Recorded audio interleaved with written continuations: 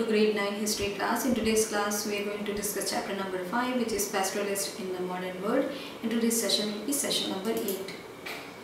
The borders are closed. In the 19th century, African pastoralists could move over vast areas in search of pastures. So 19th century में जो African pastoralists थे वो move कर सकते थे, vast areas थे, तो वहाँ पे they can move over to another areas in search of pastures. तो जहाँ पे भी उनको अच्छा सा मिलता था pasture, वहाँ पे they can go.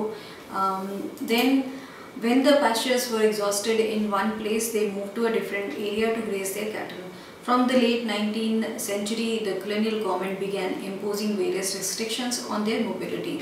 Now, when जो pasture एक जगह exhaust हो जाता था, then they can go on to another place. They used to move to different place to graze their cattle. तो वहाँ पे वो move हो जाते थे कि अगर एक जगह उनको अच्छा नहीं मिल रहा है, तो वो दूसरी जगह move हो जाते थे, वहाँ पे अपने cattle को graze करते थे वहाँ पे जाके. लेट 19th सेंचुरी से कॉलोनियल गवर्नमेंट जो है उसने शुरू कर दिया, बहुत सारे रिस्ट्रिक्शन जो है वो इम्पोज करना शुरू कर दिया ऑन देयर मोबिलिटी. तो वो इधर उधर जा नहीं सकते हैं, इस चीज़ का उन्होंने रिस्ट्रिक्शन लगा दिया. जो पैस्टोरिस्ट थे दे कैन नॉट मूव जिस तरीके से फ्रीली वो पहले मूव करते थे. Now they were restrictions on them, तो they can not move freely. Like the Masi, other pastoral groups were also forced to live within the confines of special reserves. The boundaries of these reserves became the limit within which they could now move. तो Masis की तरह other जो pastoral groups थे, they were also forced to live जो within the confines of special जो reserves उनके लिए बना दिए गए थे. So they were forced to live within confines of those reserves. तो they were not allowed to move out. अपनी मर्जी से वो नहीं जा सकते थे.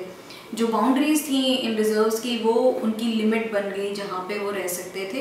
एंड उसी के अंदर वो they can move wherever they wanted to go, but there were boundaries. तो उसी के अंदर दे could move. नाउ बाहर जाके अपनी मर्जी से how earlier they used to do वो वैसा नहीं कर सकते थे.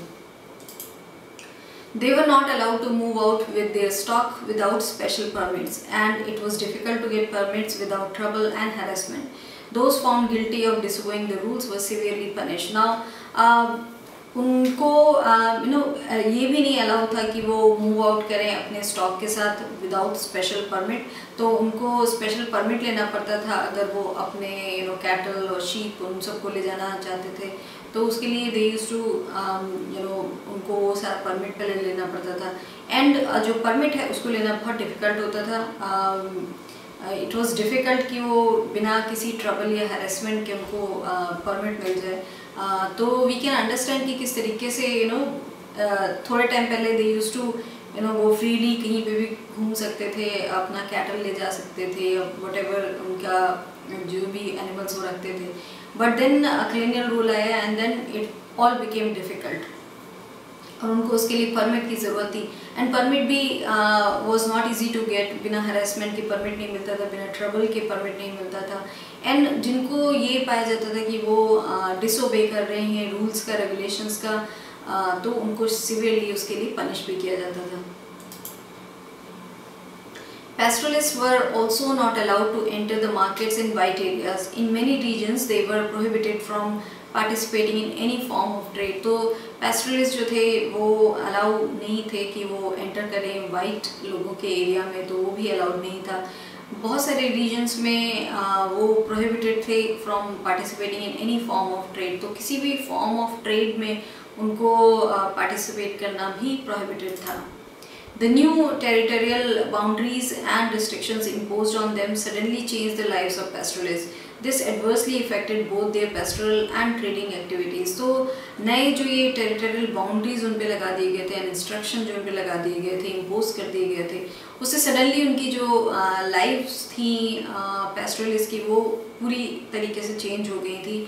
एंड उसने बहुत एडवर्सली इफ़ेक्ट किया बोथ उनका पेस्टरल एंड जो ट्रेडिंग एक्टिविटीज़ हैं बोथ उनको इफ़ेक्ट किया, because things were completely change now in colonial rules.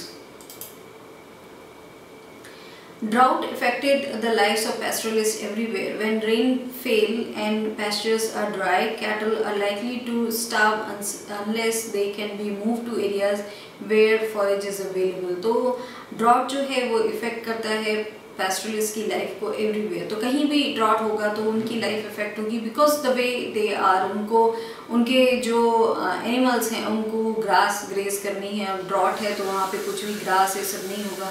So that's why ये जो चीज़ें हैं वो उनको इफेक्ट करेंगी. जब रेन फेल हो जाती है, जब रेन नहीं होता है, ड्रॉट हो जाती है, पैस्चर्स वो ड्राई हो जाते हैं, कैटल जो है मोर लाइकली कि वो स्टार्व करेंगे, बिकॉज वो they can not move to another area जहाँ पे उनके लिए फूड अवेलेबल है. अगर वहाँ पे वो नहीं जा सकते हैं, so they are going to starve for that time period. That is why traditionally pastoralists are nomadic. They move from one place to place.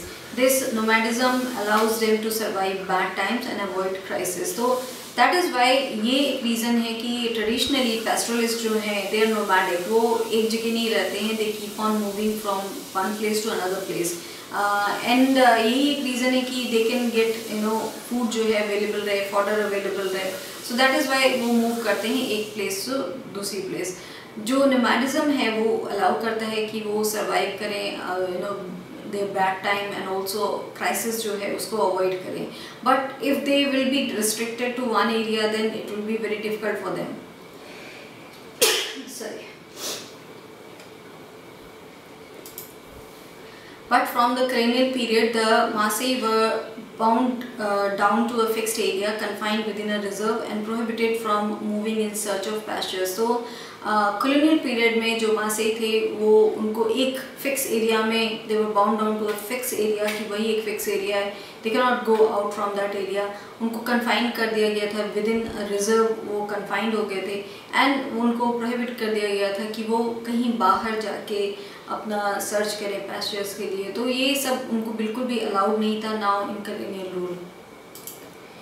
They were cut off from the best grazing land and forced to live within a semi-arid tract prone to frequent droughts. तो उन लोगों को बहुत cut off कर दिया गया था. जो बेस्ट जो ग्रेजिंग लैंड थे जहाँ पे before they use to freely go, वो उनके लिए कट ऑफ कर दिया गया था. एंड उनको फोर्स करा गया कि वो सेमी एरिड जो ट्रैक्ट है वहाँ पे रहें, और वो एक ऐसा जगह जहाँ पे वो दैट इज़ वेरी फ्रीक्वेंट वहाँ पे ड्रॉट होती रहती है.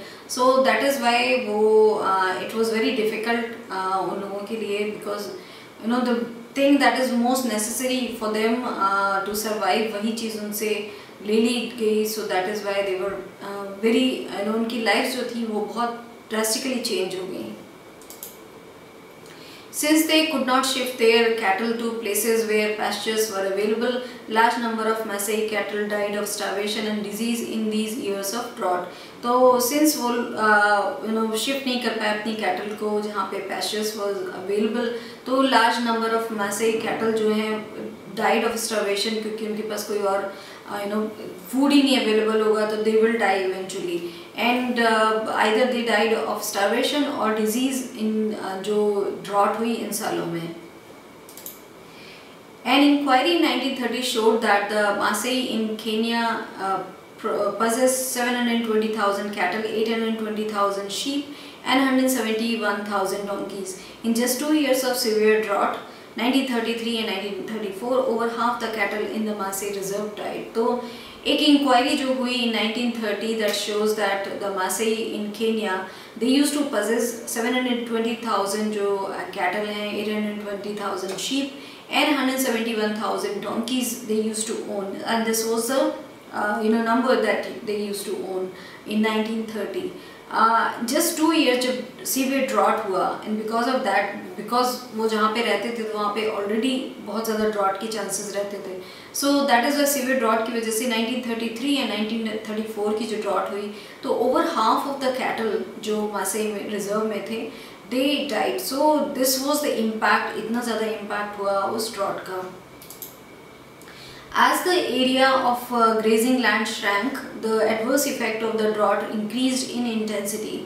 The frequent bad years led to a steady decline of the animal stock of the pastoralists. So जो एरिया था ग्रेजिंग लैंड का, बिकॉज इट श्रैंक, उसको कल्टिवेटेड लैंड भी कर दिया गया और उसके बाद भी उन लोगों को रिस्ट्रिक्ट कर दिया गया। तो जो एडवर्स इफेक्ट थे ड्रॉट के वो इंक्रीज हुए इंटेंसिटी में, एंड उसे और उनको फिर प्रॉब्लम्स जो थी वो बढ़ी, एंड फ्रिक्वेंट जो बैड ईयर्स थे उसके बाद भी उससे जो डिक्लाइन है एनिमल स्टॉक में वो स्टेडली हुआ, और जो पैस्टरलिस्ट लोग हैं उनको they had to go through a lot of problems after those years. So that's all we have discussed in this session about pastoralist life in Africa. किस तरीके से उनकी lives जो हैं वो drastically change हुई, how before they used to have a large area, very good जो grazing lands है वो होते थे, बट धीरे धीरे उनको कॉलोनियल रूल की वजह से कन्फाइन कर दिया गया, they were not allowed to go out, इसकी वजह से they were lot of problems that they face. So that's all we have discuss in this session. Thank you.